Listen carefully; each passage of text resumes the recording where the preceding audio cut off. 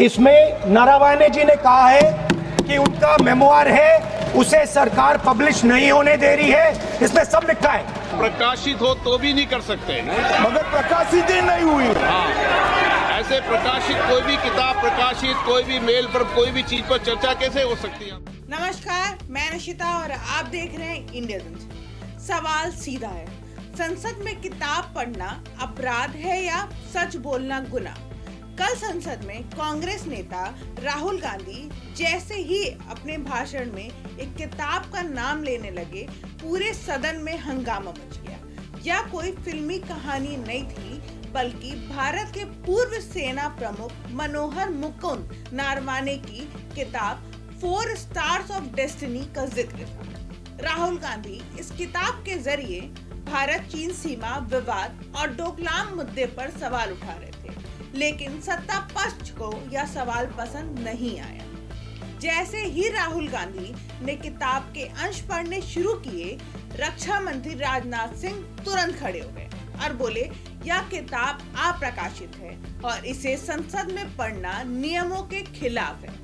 इसके बाद गृह मंत्री अमित शाह ने भी आपत्ति जताई और कहा कि राहुल गांधी नियमों का उल्लंघन कर रहे हैं। अब जरा ध्यान दीजिए, जब महंगाई पर सवाल होते हैं तब नियम याद नहीं आते, जब बेरोजगारी पर सवाल होते हैं तब नियम याद नहीं आते, लेकिन जैसे ही चीन सेना से जुड़ा मुद्दा उठा, तुरंत नियमों की दीवार खड़ी कर दी गई।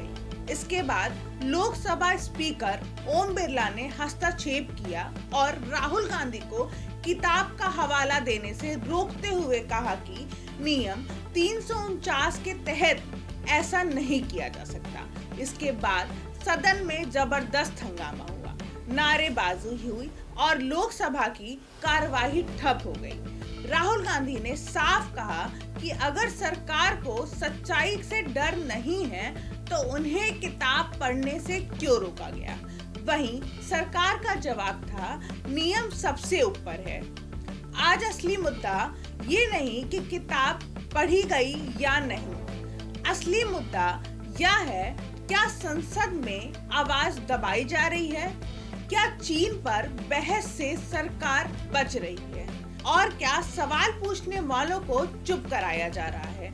यह लड़ाई अब एक किताब की नहीं रही, यह लड़ाई सच बनाम सत्ता, सवाल बनाम सिस्टम, जनता की आवाज बनाम सरकार की चुप्पी। नमस्कार, मैं निशिता और आप देख रहे हैं इंडिया जंक्शन। इंडिया जंक्शन, खबरों का जंक्शन।